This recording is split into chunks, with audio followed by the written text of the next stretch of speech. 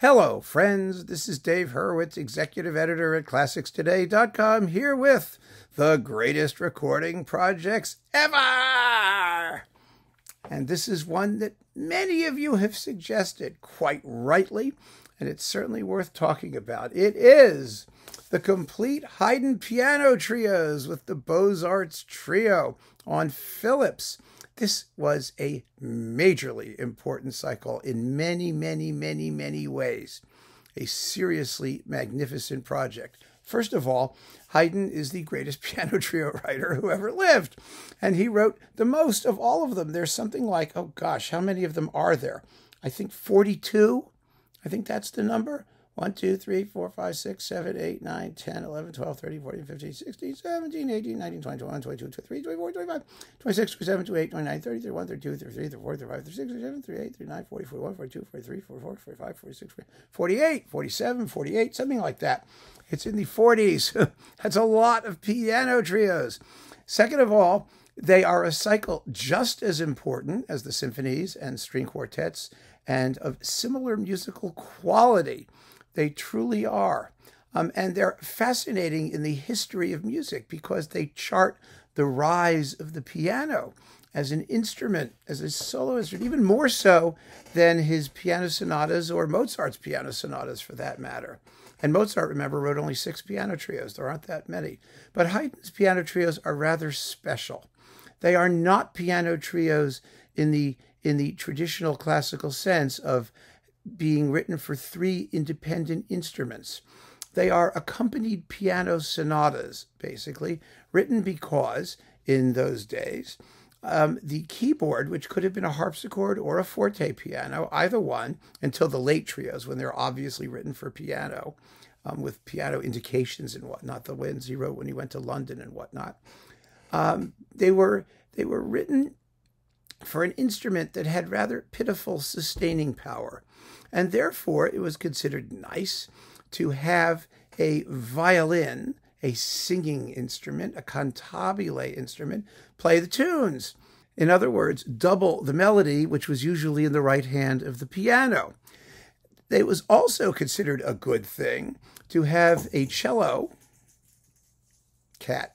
to have a cello or something like that on the bass line to reinforce the harmonies from the bottom up and let the piano fill in the middle, almost like a continuo instrument, although it wasn't because it was a soloist.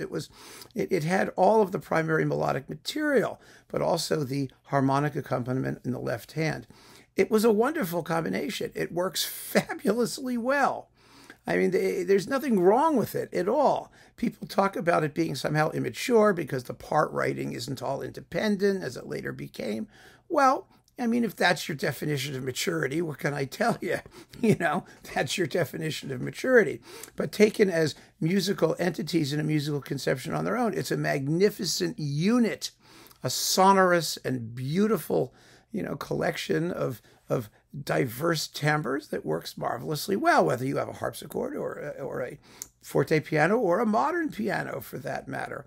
It still works no matter what you do. So that was the essence of Haydn's trio technique. But as he matured, I use the word matured. Anyway, as he developed his style, the various parts became more independent. And certain cellists I know who played them say that the cello parts are actually rather interesting, even though they double something. And the fact that they're not like all by themselves is only a question of ego, not a question of musical interest. Anyway, there are all of these trios, and nobody knew they existed, and except a couple musicologists, and nobody played them until the Beaux Trio got their hands on the complete series. Now, some of you have suggested that as my most important thing, I talk about the entire big Beaux box, which is the most remarkable piano trio edition ever assembled. That's true. But it wasn't a separate project, first of all, in my squishy definition. Some of you use the word squishy of what a project is, number one. And number two, I don't do artist-based talks. This series is a repertoire-based talk. And if we do artist-based most important projects ever for artists, maybe we'll talk about some of that stuff. It's a possibility. Anyway, but this cycle It told us something completely new about Haydn, completely new about the evolution of the classical style, completely new about Western music generally. That's what importance really is, isn't it? Really astonishing. It's, what, 9 CDs? It has never been bettered or equaled at all. All of these subsequent complete Haydn trio cycle things were on period instruments, and most of them are not really very good sounding, I have to say. I mean, some individual discs have been lovely. There have been some beautiful single discs of Haydn trios on period instruments, but the complete cycle, the one on CPO with what's a Trio 1792 or whatever it's called, I mean, oh, they sound. It's not that the sound is so bad, but the performances are just weird. I mean, they're full of all kinds of periodisms, which are not musically helpful. You can make beautiful sounds with this combination. That's why it existed. It existed to overcome the inherent inferiority of keyboard instruments in this music at that period in history. And if you're not overcoming the inferiority, if you're only emphasizing it by making all the other instruments sound just as inferior, then you're not doing very much. Therefore, the Beaux-Arts Trio on modern instruments demonstrates quite handily exactly what Haydn was about and what this combination of instruments was about, what it was intended to do. It's just a glorious, boy, they're beautiful works. They're very virtuosic works for the keyboard. Charles Rosen wrote very excitingly about the Haydn trios in his book, The Classical Style. Because they are absolutely magnificent musically. And the fact that Haydn had these other instruments available to enhance the sonority meant greater expressivity.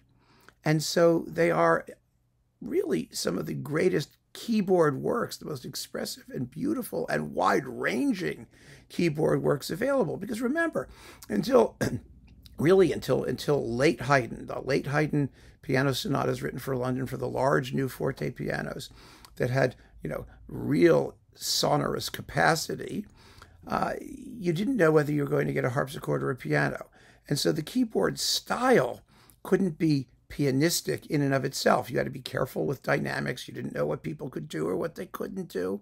You had to leave out a lot of expressive indications because it would be up to the performer. I mean, it was very, very interesting to see that the keyboard style didn't evolve until there was a standardized keyboard, effectively, or a keyboard instrument on which to write. And you didn't want to diminish your opportunity to make sales of published material by writing for one specific instrument. So this idea of having to be all things to all instruments really kind of limited what you could do with the music that you wrote.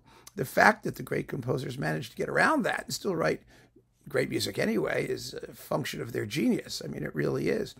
But it's still an issue. And that's why the keyboard style of composers like Haydn and Mozart and early Clementi and people like that, it tends to sound very thin to us today.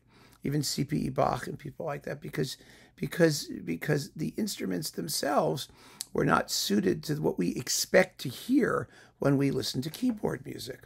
And we know what great harpsichord music sounds like, the Couperins and Scarlattis and Bach and people like that.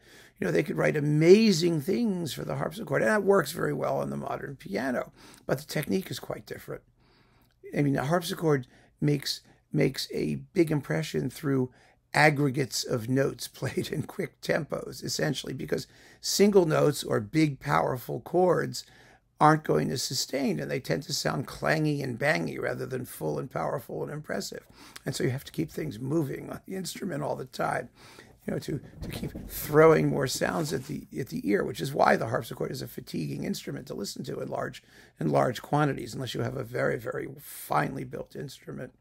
And so, the piano is an entirely different kettle of beans. And we hear that happening in these Haydn piano trios.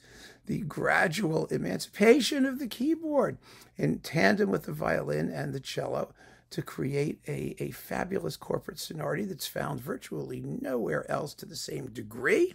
And wow, are these amazingly elegant, intelligent, beautifully musical performances that have withstood the test of time. It's a series that has no peer anywhere.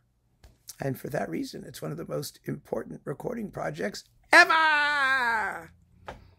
Keep on listening, friends. Thanks for joining me. And it's on Decca, by the way. We used to be Phillips, in case you care. There it is. Anyway, keep on listening. Take care.